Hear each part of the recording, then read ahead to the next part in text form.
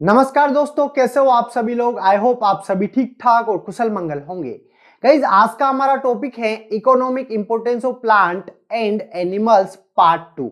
Part 1 के अंदर हमने बिल्कुल बेसिक इंट्रोडक्शन देखा था कि इकोनॉमिक बॉटनी क्या होती है और हम क्या क्या पढ़ने वाले हैं। जो पार्ट 1 है उसके अंदर मैंने आपको जो अनाज वाली फसलें थी उनके बारे में जानकारी दे दी थी, और आज के वीडियो में हम बात करेंगे जैसे कि दलहनी फसलों की। इसके अलावा अगली फसलें जो आएगी वो आएगी तिलहनी फसलें। इसके बाद हम बात करेंगे मसाले हैं, फल हैं, सब्जियां हैं। तो चलिए गाइस, आज का वीडियो स्टार्ट करते हैं। शुरू करने से पहले जो लोग चैनल पर नए हैं चैनल को सब्सक्राइब जरूर कर ले। पास में जो बेल आइकन है उस पर क्लिक करें ताकि आने वाले सभी वीडियोस के नोटिफिकेशन आपको टाइम टू टाइम मिलते रहे।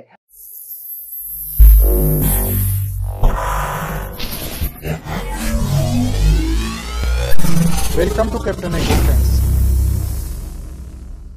और हाँ, नोटबुक लेकर जरूर बैठे। जो भी मैं आपको यहाँ पर नोट करवाऊं उनको नोट करते रहे और पूरा का पूरा फोकस बोर्ड पर बनाए रखे। एक एक टॉपिक अच्छे से समझ में आएगा, क्योंकि मैंने बताया है कि जितने भी एग्जाम हो रहे हैं, ठीक है, जैसे कि हम बात करें सीईटी की बात करें, इसके अलावा हम बात करें राजस्थान पुलिस की बात करें, इसके अलावा आपके एग्रीकल्चर की बात करें या अदर जितने भी एग्जाम हैं, सब एग्जाम के अंदर ये टॉपिक आपके जनरल साइंस में दिया हुआ है। तो चलिए, इंपॉर्टेंट है, स्टार्ट करते हैं।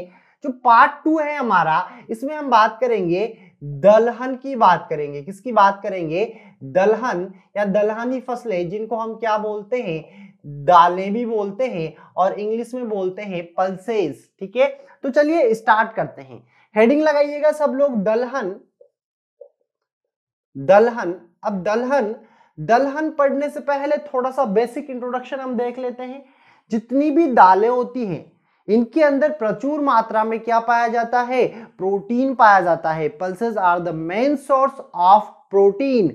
जैसे कि हमने अनाज में देखा था कि जितने भी अनाज हैं इनमें सर्वाधिक मात्रा में कार्बोहाइड्रेट और स्टार्च की मात्रा पाई जाती है। ठीक उसी प्रकार जो दालें होती हैं, ये क्या है? मेन सोर्स है किसका? प्रोटीन का। तो सबसे पहला जो एरो लगा के आप लिखोगे वो क्या लिखोगे? प्रोटीन का मुख्य स्रोत है। क्या है? प्रोटीन का मुख्य स्रोत है। कहने का मतलब है कि सर्वाधिक मात्रा में जो प्रोटीन पाया जाता है किसके अंदर पाया जाता है? दालों के अंदर पाया जाता है। पीछे का भी रिवाइज करते रहना। अनाजों में क्या था भाई? स्टार्च और कार्बोहाइड्रेट की मात्रा थी। चलिए आगे बढ़ते हैं। यहां से एक छोटा सा क्वेश्चन आपके बनता है कि राष्ट्रीय दलहन कार्यक्रम कार्यक्रम कब शुरू हुआ था? ये क्वेश्चन आपसे पूछ लिया जाता है, तो आपको याद रखना है एक कार्यक्रम शुरू हुआ था 1986 और 1987 में। क्यों चलाया गया था ये कार्यक्रम? तो इसका जो रीजन था, मेन जो कारण था वो ये था कि जो दलहनी फसलें हैं इनका उत्पादन ज्यादा से ज्यादा हो। मतलब दलहनी फसलों का उत्पादन बढ़ाने के लिए एक कार्यक्रम चलाया गया था। कार्यक्रम का नाम है राष्ट्रीय दलहन कार्यक्रम। 1986-1987 में इसको चलाया गया था। चलिए आगे बढ़ते हैं। अब हम बात करते हैं कि आपके सिलेबस में कौन कौन सी दलहनी फसलें दे रखी है। ठीक है, तो आपके सिलेबस के अंदर जो दलहनी फसलें हैं वो हैं, जैसे कि सबसे पहले नंबर पर आपके दे रखा है चना है। ठीक है, इसके अलावा हम बात करें तो आपके अरहर है। क्या है? अरहर है। इसके अलावा आपके सिलेबस में क्या है?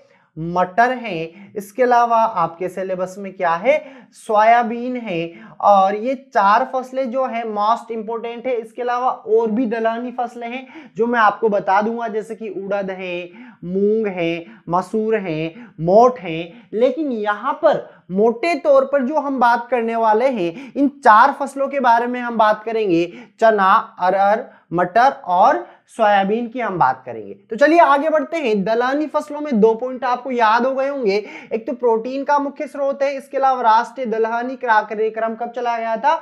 1986-87 में चलाया गया था। अब एक और छोटा सा क्वेश्चन आपको बता देता हूं। आइए थोड़ा सा पिछला वीडियो जो है रिवाइज करते हैं। जितने भी अनाज थे इन सबका जो परिवार था वो क्या था? क्या आप लोगों को याद है? क्या था? ग्रेमिनी था।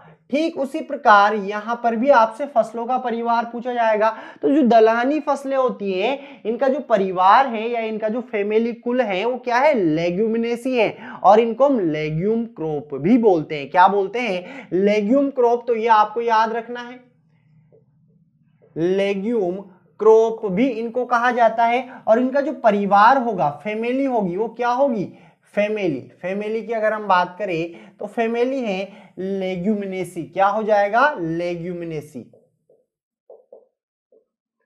इसके अलावा फेबेसी, इसके अलावा फेबेसी। आप लोगों को याद होगा ग्रेमिनी के अलावा एक और नाम मैंने आपको बताया था, क्या बताया था, पोएसी बताया था। मतलब अगर ग्रेमिनी आपको ऑप्शन में नहीं मिलेगा अनाजों में तब आप पोएसी लगाओगे। ठीक उसी प्रकार यहां पर जो दालें हैं इनका परिवार क्या है, लेग्यूमिनेसी है।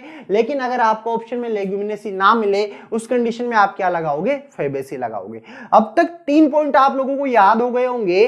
पहला पॉइंट क्या था कि प्रोटीन का मुख्य स्रोत है। इसके अलावा राष्ट्रीय दलहनी कार्यक्रम कब चलाया गया, 1986-1987 में चलाया गया। इसके अलावा तीसरा पॉइंट क्या है कि इन फसलों का जो परिवार होता है वो क्या होता है, लेग्यूमिनेसी या फेबेसी होता है, जिनको हम लेग्यूम क्रॉप भी बोलते हैं। आइए आगे बढ़ते हैं। 4 फसलें हैं, एक तो चना है, अरहर है, मटर है, सोयाबीन है। इनको डिटेल में पढ़ेंगे, लेकिन थोड़ा सा बेसिक इंट्रोडक्शन यहां पर मैं आपको दे देता हूं।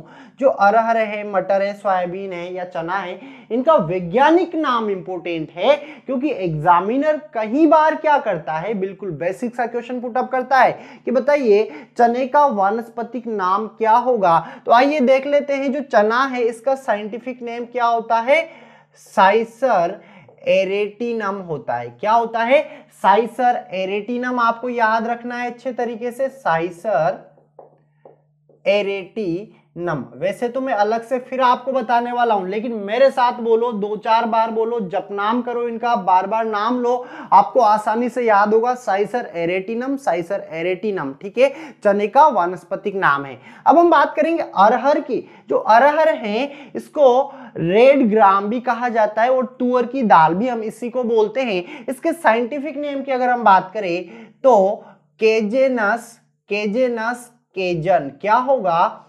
केजेनस केजन। देखो जो स्टूडेंट फर्स्ट टाइम मतलब ऐसी वीडियोस देख रहे हैं जिनमें साइंटिफिक नेम आता है, उनको थोड़ा सा टफ लग रहा होगा, लेकिन जब 2-4 बार आप इनको पढ़ोगे ना, और 2-4 बार क्या, मैं 10-12 बार तो नाम इनका इसी वीडियो में ले दूंगा, ताकि आपको आसानी से याद हो जाएगा। ठीक है, तो मेरे साथ नाम लेते हुए चले। जो अरहर है इसका साइंटिफिक नेम क्या है, केजेनस केजन है। चने का क्या है, साइसर एरेटिनम है। चलिए आगे बढ़ते हैं, बात करते हैं मटर की। अरे मटर का वानस्पतिक नाम किसको नहीं याद, सबको याद होगा। 10th क्लास में मेंडल आपको याद होगा, तो फिर आपको मटर का वानस्पतिक नाम भी याद होगा। मटर का जो वानस्पतिक नाम है या बोटनिकल नेम है या साइंटिफिक नेम है, बोलो जरा बोलो, क्या होगा, पाइसम सेटाइवम होगा। क्या होगा, पाइसम, पाइसम सेटाइवम। ये नाम मैंने 10वीं क्लास में ही याद कर लिया था, आई होप आपको भी याद होगा। चलिए आगे बढ़ते हैं, बात करते हैं सोयाबीन की। ठीक है, तो सोयाबीन का क्या होता है साइंटिफिक नेम, सोयाबीन का है ग्लाइसिन मैक्स। क्या है मेरे दोस्तों, ग्लाइसिन मैक्स है, आसानी से याद हो जाएगा, ग्लाइसिन मैक्स, ग्लाइसिन मैक्स। बस बार बार नाम लो, यही सिंपल तरीका है। या जब भी आप चना देखो, चना खाओ, तो बोलो कि यार मैं साइसर एरेटिनम खा रहा हूं। ठीक है, जब आप अरहर की दाल खाओ तो बोलो कि केजेनस केजन खा रहा हूं। जब आप मटर खाओ तो पाइसम सेटाइवम खा रहा हूं। इसके अलावा जब आप सोयाबीन खाओ तो क्या बोलोगे, ग्लाइसिन मैक्स खा रहा हूं। इजीली नाम आपको याद हो जाएंगे। चलिए आगे बढ़ते हैं, एग्जाम में और क्या क्या पूछा जाता है। तो देखो ये दलहनी फसलें हैं। अब दलहनी फसलों में हमने क्या देखा है कि प्रोटीन का जो मेन सोर्स है वो क्या है, पल्सेस है, मतलब दाल वाली फसलें। तो प्रोटीन की मात्रा भी कई बार एग्जामिनर यहाँ पे पूछ लेता है। तो चलिए देख लेते हैं, यहीं पे इधर देख लेते हैं इस साइड में। ठीक है भाई, प्रोटीन की मात्रा, और हो सके तो मेरे साथ याद करने की कोशिश करना। सबसे पहले हम बात करते हैं जो चना है, चने के अंदर कितना परसेंट प्रोटीन पाया जाता है, अरहर के अंदर कितना पाया जाता है, मटर के अंदर कितना पाया जाता है और सोयाबीन के अंदर कितना पाया जाता है। अगर हम बात करें चना, तो चना में 21% क्या होता है, प्रोटीन की मात्रा होती है। हम बात करें अरहर, तो अरहर में कितना होता है भाई, 21 से 25% प्रोटीन पाया जाता है। मटर की अगर हम बात करें तो 22.5% प्रोटीन की मात्रा पाई जाती है। और सोयाबीन का किसको याद नहीं है, अरे बच्चों को याद है कितना, 42% प्रोटीन की मात्रा पाई जाती है। एक क्वेश्चन तो कई बार पूछा गया है भाई, एग्जामिनर है, बार बार सोयाबीन का थोड़ी पूछेगा, हो सकता है इस बार मटर का पूछ ले, अरहर का पूछ ले या चने का पूछ ले। चना होता है ग्राम, ठीक है ना, इंग्लिश में इसको ग्राम बोलते हैं। चने घोड़े को खिलाए जाते हैं, ठीक है, क्यों खिलाए जाते हैं ये भी हम बात करेंगे इस वीडियो के अंदर। तो यहाँ चना, अरहर, मटर, सोयाबीन, इनका बेसिक इंट्रोडक्शन अगर देखा जाए तो आपको यहाँ पर 4 पॉइंट याद हो गए। कितने पॉइंट याद हो गए, 4 पॉइंट। एक तो इन सबका जो परिवार है वो क्या है, लेग्यूमिनेसी है मेरे दोस्तों, क्या है, लेग्यूमिनेसी है। इसके अलावा आपने वानस्पतिक नाम याद कर लिए, इसके अलावा आपने प्रोटीन की मात्रा याद कर ली है। चलिए आगे बढ़े, आई होप समझ में आ रहा होगा। स्क्रीनशॉट आप ले सकते हो ताकि आप इनको अच्छे से नोट कर सके अपने रजिस्टर में। आई होप स्क्रीनशॉट आपने ले लिया होगा। चलिए आगे बढ़ते हैं। अब हम बात करेंगे पर्टिकुलर एक एक फसल के बारे में, जैसे कि चने के बारे में बात करेंगे, फिर अरहर के बारे में बात करेंगे, इसके बाद हम मटर के बारे में बात करेंगे, और लास्ट हमारी कौन सी फसल थी भाई, सोयाबीन, और सोयाबीन के बारे में हम बात करने वाले हैं। तो सबसे पहले जो हम बात करेंगे वो बात करेंगे चने के बारे में। चना नंबर 1। अब डिटेल में इसको पढ़ेंगे, ज्यादा डिटेल में भी नहीं है ना, डिटेल में तो मैंने पढ़ाया हुआ है, वो प्रॉपर एग्रीकल्चर वाले बच्चों के लिए है। लेकिन यहां पर हम बात करते हैं जैसे कि सीएटी का एग्जाम हो गया आपका, इसके अलावा आपका एलडीसी का एग्जाम हो गया है, लेब असिस्टेंस का हो गया है, इनमें जो क्वेश्चन आता है उसके अकॉर्डिंग हम पढ़ने वाले हैं। चने को इंग्लिश में कहा जाता है मेरे दोस्तों ग्राम। क्या कहा जाता है, ग्राम कहा जाता है। और बात करें सबसे पहले हम इसके बोटनिकल नेम की बात करेंगे। तो बोटनिकल नेम क्या है भाई, अब तो याद हो गया होगा ना आप लोगों को। देखो मेरा जो मोटिव है आपको याद कराना है, ठीक है। तो चलिए बोटनिकल नेम क्या होगा, साइसर एरेटिनम होगा। क्या होगा, साइसर एरेटिनम। हिंदी में भी हम यहां पर लिख लेते हैं साइसर एरेटिनम। इसका क्या हो जाएगा, वानस्पतिक नाम हो जाएगा। अब हम बात करते हैं कि जो चना है इसका ओरिजिन कहां से माना गया है। ओरिजिन बोले तो भाई उत्पत्ति स्थान, इसकी जो मेन उत्पत्ति हुई है ये कहां से हुई है, तो ये हुई है दक्षिण पश्चिमी एशिया से। कहां से हुई है, जरा नाम बोल दो एक बार, दक्षिण पश्चिम एशिया से चने की क्या मानी जाती है, उत्पत्ति मानी जाती है। हम बात करें कि चने का जो परिवार है, फैमिली है, कुल है, वो क्या है, तो जरा एक बार बोलो, लेग्यूमिनेसी है। और अगर लेग्यूमिनेसी ऑप्शन में ना मिले उस कंडीशन में बोलो क्या लगाओगे, अरे फेबेसी लगाओगे, ऊपर लिखा हुआ है, देख के बोल दो लेकिन मन में बोलो, ठीक है। तो बोटनिकल नेम, ओरिजिन और फैमिली आपको याद हो गई होगी। अगला स्टार लगा के आप लिखोगे चने को क्या कहा जाता है भाई, जरा बोलो। इसको कहा जाता है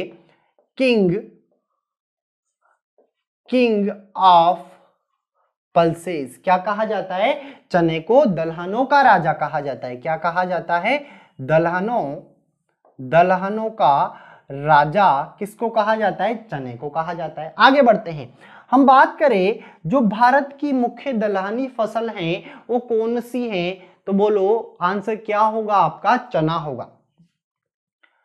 भारत की मुख्य दलहनी फसल है। और इसके बाद में जो जैसे फर्स्ट रैंक तो किसकी आएगी, चना हो जाएगा, और दूसरे नंबर पर आता है अरहर। कौन आता है, अरहर आता है। इसके अलावा राजस्थान की मुख्य दलहनी फसल है, राजस्थान की मुख्य दलहनी फसल है। और हम बात करें कि कौन से ऋतु में इस फसल को उगाया जाता है, तो सीजन भी आपको याद रखना है। क्या याद रखना है, सीजन कौन सा सीजन है भाई, रबी ऋतु में इसको उगाया जाता है। अब चने के बारे में थोड़ा सा और डिटेल में हम जान लेते हैं। आई होप आप सभी जैसे कि फार्मर फैमिली से बिलोंग करते हो अगर, तो आपको समझने में आसानी होगी। जब चने की खेती हम लोग करते हैं, जब चने को हम उगाते हैं, तो उसमें एक क्रिया की जाती है कि जो चने की पत्तियां होती है इनको तोड़ लिया जाता है। क्यों तोड़ा जाता है? ताकि इनकी ग्रोथ अच्छे से हो सके, फूटान अच्छे से हो सके। चलिए समझते हैं थोड़ा सा। जैसे ये चने का क्या है, प्लांट है। क्या है? चने का प्लांट है। सपोज करो ये क्या है, इसकी लीफ है, पत्तियां हैं, और इन पत्तियों को क्या कर लिया जाता है, इस तरीके से तोड़ लिया जाता है। क्यों तोड़ा जाता है? जब यहां से हम तोड़ेंगे तो यहां से इसमें फूटान ज्यादा होगा, और फूटान ज्यादा होगा तो प्रोडक्शन ज्यादा होगा। इस क्रिया को क्या कहा जाता है? तो एक क्रिया आपसे पूछी जाती है, इस क्रिया को कहा जाता है निपिंग। क्या कहा जाता है मेरे दोस्तों? निपिंग कहा जाता है, या फिर इसको टोपिंग भी कहा जाता है। और ये क्रिया कब की जाती है? तो बुआई के 35 दिन बाद की जाती है। जब प्लांट कितने सेंटीमीटर का हो जाए, करीबन 15 सेंटीमीटर का हो जाता है, तब ये क्रिया की जाती है। अब देखो, इनको तोड़ के क्या करते हैं, कई बार क्या करते हैं, जो भेड़ वगैरह है ना, या बकरियां हैं, उनको भी छोड़ देते हैं, उनसे भी ये क्रिया हो जाती है। अब इन पत्तियों को तोड़ तो लिया, लेकिन इन पत्तियों का क्या करेंगे? तो आपने देखा होगा इन पत्तियों से बनाई जाती है सब्जी। क्या बनाई जाती है? सब्जी। अब अगर आप में से किसी ने पत्तियां तोड़ के देखी हो, या अगर आपने चने खाए हो, तो देखना थोड़ा सा खटापन, मतलब खटास आता है। ठीक है, जो स्वाद है थोड़ा कैसा लगेगा आपको? खटास, मतलब खट्टा खट्टा लगेगा इन पत्तियों का। तो रीजन क्या होता है, क्यों लगता है इनमें खटास, क्यों होती है पत्तियों में? तो खटास का कारण है, इसमें क्या पाया जाता है? मैलिक अम्ल व ऑक्जेलिक एसिड पाया जाता है, जिसकी वजह से चने की पत्तियों में खटास होती है। मैलिक अम्ल की वजह से करीबन 90 से 95% खटास होता है, और ऑक्जेलिक एसिड की वजह से 5 से 10% क्या होता है? खटास होता है। तो ये तो बात हो गई किसकी? चने की बात हमने यहाँ पर की है। चने का प्रयोग क्या है भाई? तो इससे बेसन वगैरह बनाए जाते हैं, बेसन से पकौड़ी बनाई जाती है, अलग अलग प्रकार के पकवान बनाए जाते हैं, बेसन की सब्जी भी बनाई जाती है, बेसन गट्टे का नाम आपने सुना होगा। तो उपयोग तो कहीं सारे हैं, लेकिन यहाँ पर जो आपके एग्जाम के लिए इंपॉर्टेंट है, वो सारे के सारे पॉइंट मैंने आपको बता दिए हैं। चलिए एक बार फटाफट 1 मिनट में रिवाइज कर लेते हैं। आपको अच्छे से समझना है, समझते हुए चलना है। कुछ समझ में नहीं आए तो कमेंट बॉक्स में बताना है, अगले वीडियो में आपको समझा दिया जाएगा। हम बात कर रहे थे दलहनी फसलों में सबसे नंबर 1 पे चना, साइसर एरिटिनम इसका साइंटिफिक नेम है। ओरिजिन दक्षिण पश्चिमी एशिया हो जाएगा। परिवार लेग्यूमिनेसी या फेबेसी। किंग ऑफ पल्सेस, दलहनों का राजा इसको कहा जाता है। भारत की मुख्य रबी की दलहनी फसल है। इसके अलावा राजस्थान की मुख्य दलहनी फसल है। और दूसरे नंबर पर कौन आता है? तो अरहर आता है। सीजन की हम बात करें तो रबी में उगाया जाता है। इसमें जो क्रिया की जाती है उसको निपिंग या टोपिंग कहा जाता है। बुआई के 35 दिन बाद एक क्रिया होती है, जब प्लांट 15 सेंटीमीटर का हो जाए करीबन। खटास क्यों होता है? क्योंकि इसमें मैलिक अम्ल और ऑक्जेलिक एसिड पाया जाता है। चलिए फटाफट से स्क्रीनशॉट ले लीजिए भाई, जल्दी से स्क्रीनशॉट ले लो, ठीक है। फिर हम आगे बढ़ेंगे, अगली फसल की बात हम करने वाले हैं यहाँ पर। चलिए फटाफट आगे बढ़िए। अब हम बात करेंगे अगली फसल कौन सी लेंगे भाई, जरा नाम बोल दो फटाफट। भाई सारी फसलों में इतनी डिटेल नहीं है, जिनमें ज्यादा डिटेल है ना वो मैं आपको बता रहा हूं। बाकी कुछ फसलें हैं जिनका साइंटिफिक नेम ही आपको याद रखना है, बस उसमें काम हो जाएगा आपका, क्वेश्चन बाहर नहीं जाएगा, बस आप अच्छे से समझते रहे, ठीक है।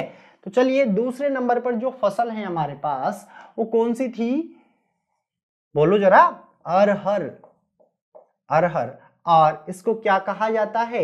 इसको रेड ग्राम भी कहा जाता है।